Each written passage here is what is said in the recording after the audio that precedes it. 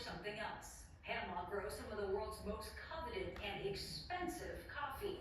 A cup of freshly brewed geisha coffee can run you up to $100 here in the U.S.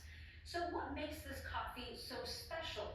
We sent Manuel Bojorquez to Panama's Chiriquí province to find out. The tranquility that blankets the highlands of western Panama can give way to a peculiar sound. This symphony of slurps is how coffee grower Ratibor Hartman, his son Ratibor Jr., and Ellen Fan, a coffee importer from China, search for the best tasting brew. Very interesting.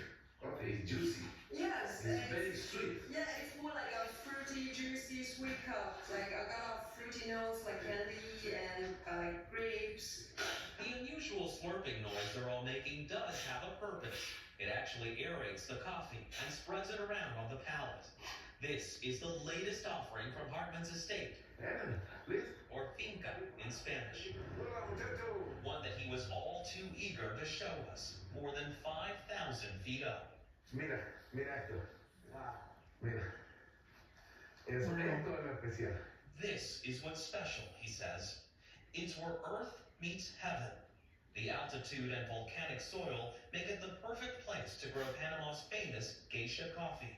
Mira, el viento del Pacífico. He points out that Panama is narrow enough that breezes from both the Pacific and the Caribbean grace these slopes. There's no place on earth like this.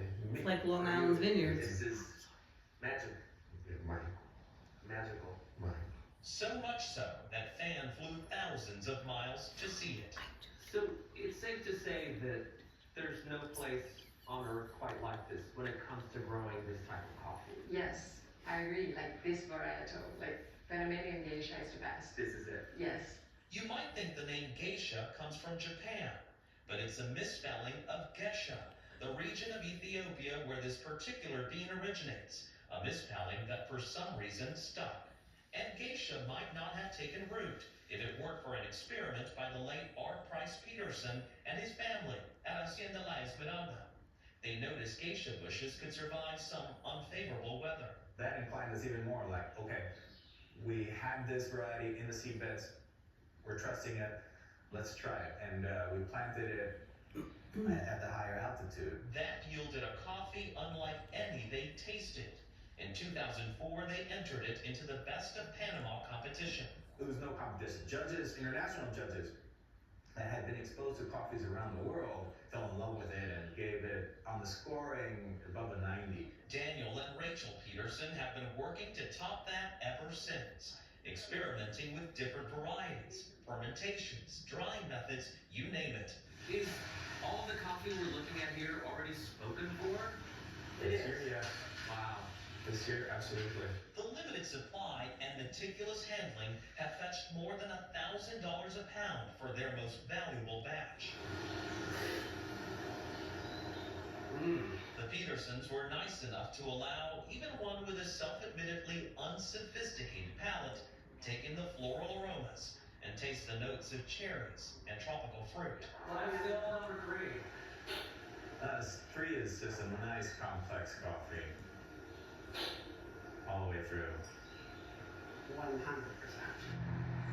They share that pride with many in the nearby city of Boquete, which now adds geisha to the list of draws for tourists, says renowned Panamanian chef Charlie Collins. Business has increased. It's been very good for the community of Boquete, but it's also been very good for Panama. And for one of his baristas, Kenneth Duarte, who has learned the fine art of brewing it.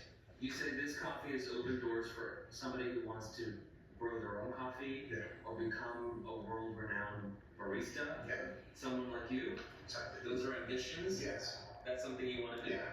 Just remember that though friendly, the competition to grow the next best cup is intense, which brings us back to Finca Hartman and the slurping.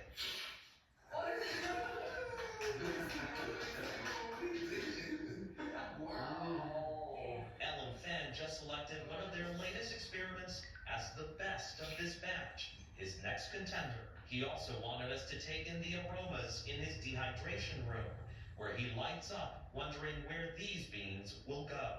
Poner un café de esta zona del campo a una persona en Francia. To put our coffee before someone in France, he says, in Italy, a person in Japan, in Hong Kong, it's a pleasure. It fills us with pride. A pride that is truly homegrown. For CBS Saturday Morning, Manuel Bojorquez, Boquete, Panama. I love how it lists community